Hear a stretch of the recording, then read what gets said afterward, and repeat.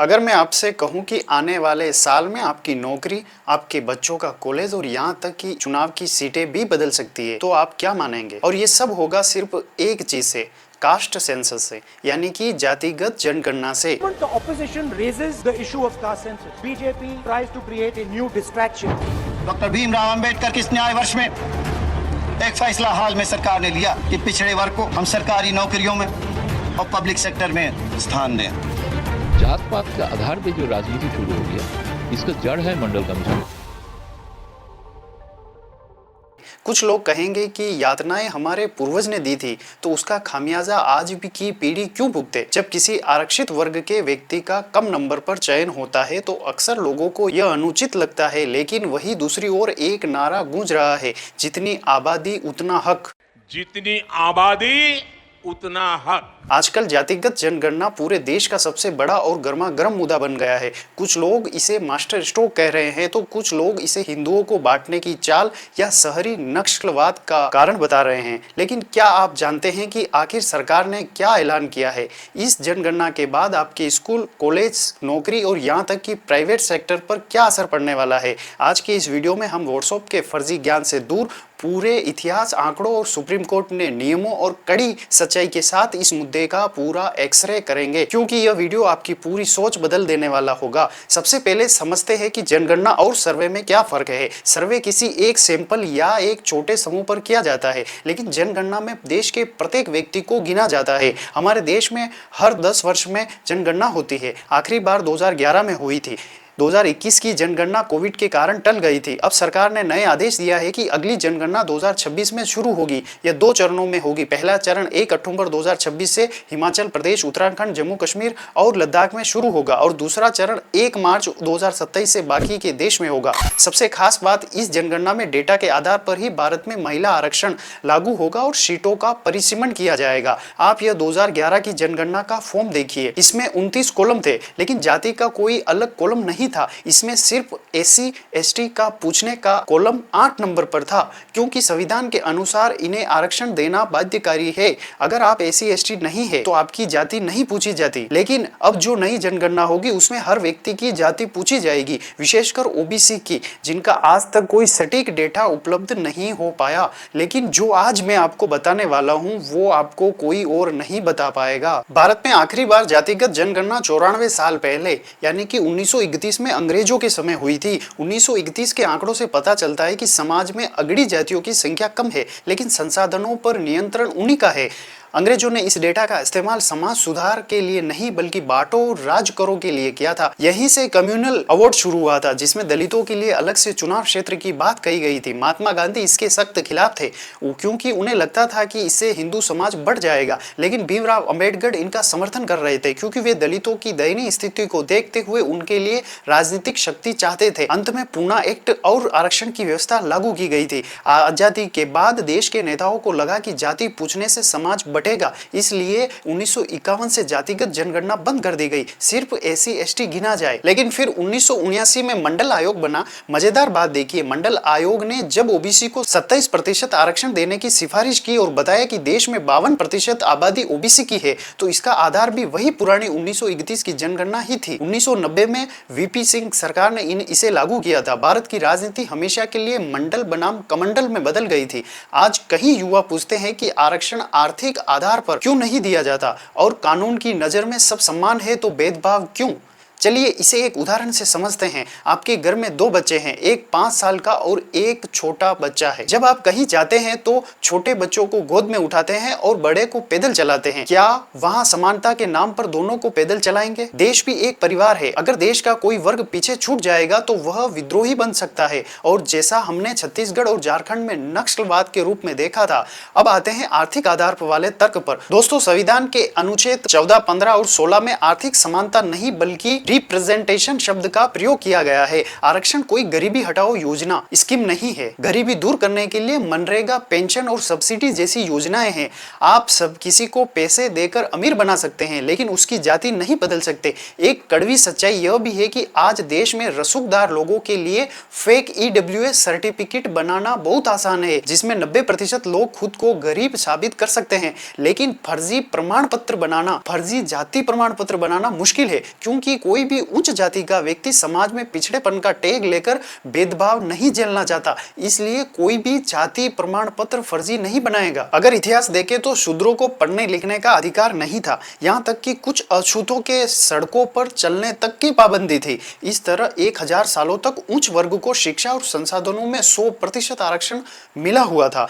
पीढ़ी दर पीढ़ी मौकों से वंचित रहने के कारण एक पूरा समुदाय पिछड़ गया था। अब समझिए कि नेता लोग अचानक इसके पीछे क्यों भाग रहे हैं। विपक्ष कह रहा है कि जितनी आबादी उतना हक मिलना चाहिए। अगर यह जनगणना होती है तो इसका सबसे बड़ा असर डिलिमिनेशन यानी परिसीमन पर पड़ेगा। संविधान के अनुच्छेद 330 और 332 के तहत एससी और एसटी को उनकी जनसंख्या के अनुपात में राजनीतिक सीटें मिलती है। अगर नई जनगणना में एससी एसटी का प्रतिशत घटता है तो उनकी आरक्षित सीटें कम होकर सामान्य सीटों में बदल जाएगी। ओबीसी वर्ग के लिए संसद में कोई अलग से आरक्षित सीट नहीं होती है, वे सामान्य सीटों से चुनाव लड़कर आते हैं। चूंकि ओबीसी भारत का सबसे बड़ा समुदाय है, इसलिए खाली हुई सामान्य सीटों पर ओबीसी उम्मीदवारों का सीधा नियंत्रण हो जाएगा। राजनीतिक पार्टियां टिकट बांटते समय जातियों का गणित देखती है, इसलिए संसद में ओबीसी सांसदों और विधायकों की संख्या में भारी वृद्धि होगी और यहीं से पूरा गेम पलटता है। यही नहीं, अगर आंकड़े आते हैं तो सुप्रीम कोर्ट द्वारा लगाई गई 50% आरक्षण की सीमा को हटाने का दबाव बनेगा।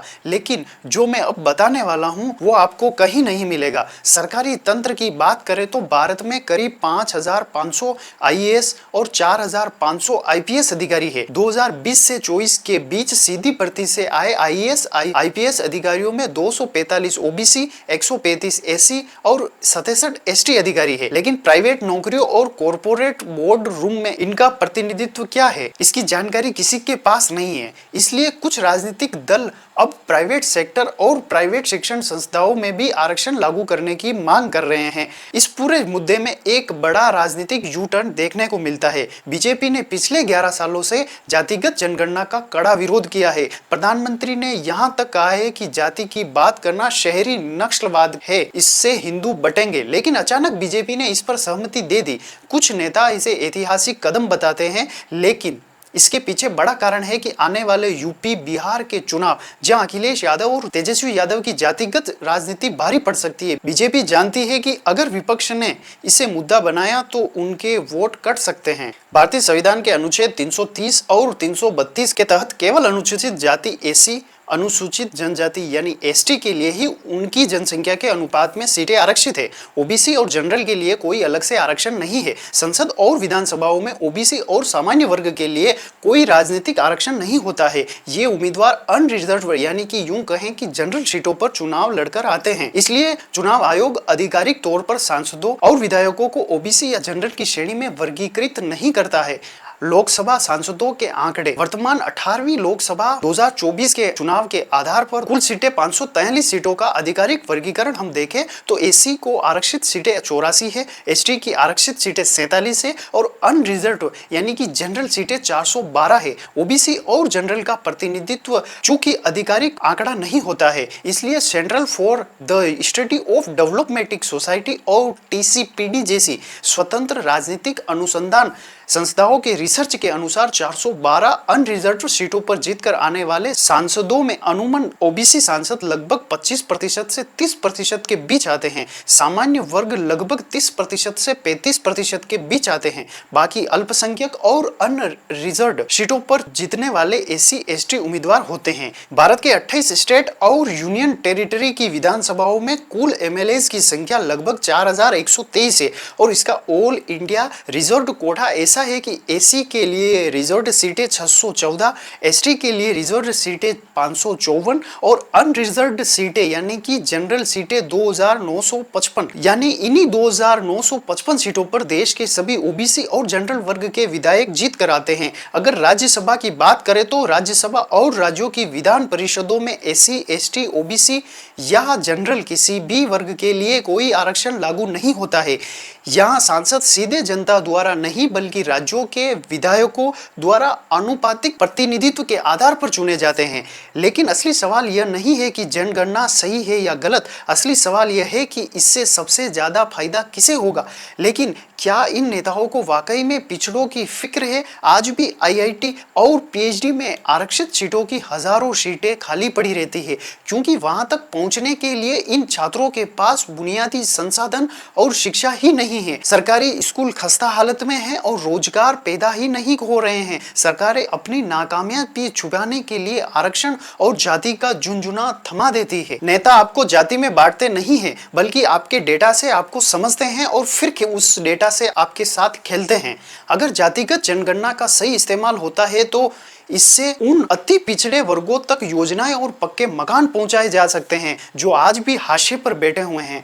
लेकिन इसका दूसरा पहलू यह है कि वोट बैंक की कुंजी बन सकता है। डर इस बात का है कि इन आंकड़ों का इस्तेमाल सिर्फ टिकट बांटने और चुनाव को जीतने के लिए किया जाएगा। अगर ऐसा हुआ तो जातियों की राजनीति करने वाले चंद राजनीतिक परिवारों को इसका फायदा होगा, लेकिन उस जाति के आम आदमी का कभी उत्थान नहीं हो पाएगा। आरक्षण एक ऐसा उपकरण है जिसे 1000 सालों के भेदभाव को मिटाने के लिए लाया गया था। आज भी अगर आप दिल्ली, मुंबई के बाहर निकलकर किसी गांव में जाएंगे तो आपको सफाई कर्मी में कोई सिंगानिया या ओबराय नहीं मिलेगा। भेदभाव आज भी जिंदा है। महात्मा गांधी का मानना था कि यह भेदभाव तभी पूरी तरह खत्म होगा जब लोग बड़े पैमाने पर इंटर कास्ट मैरिज करेंगे। जातिगत जनगणना कोई बुरी चीज नहीं है अगर इससे समाज का एक्सरे करके सही नीतियां बनाए जाए, लेकिन अगर इसे समाज को बांटने और प्राइवेट सेक्टर को बर्बाद करने के लिए इस्तेमाल किया गया तो यह खतरनाक होगा। याद रखिए कि कोई भी व्यक्ति अपनी जाति से बड़ा नहीं बनता। एक महान व्यक्ति वह होता है जिसके पास बैठने पर कोई भी खुद को छोटा महसूस नहीं करे। अब फैसला आपके हाथ में है। क्या जातिगत जनगणना देश को मजबूत बनाएगी या हमें और ज्यादा बांट देगी? इस पूरे मुद्दे पर आपकी राय क्या है? क्या जातिगत जनगणना भारत के लिए सही कदम है या इससे समाज और ज्यादा बढ़ जाएगा? कमेंट्स में आपकी राय जरूर दीजिएगा। और अगर आपको यह डीप रिसर्च वीडियो पसंद आया है तो आप इस चैनल को सब्सक्राइब कीजिए और अधिक से अधिक संख्या में शेयर कीजिएगा। धन्यवाद। जय हिंद।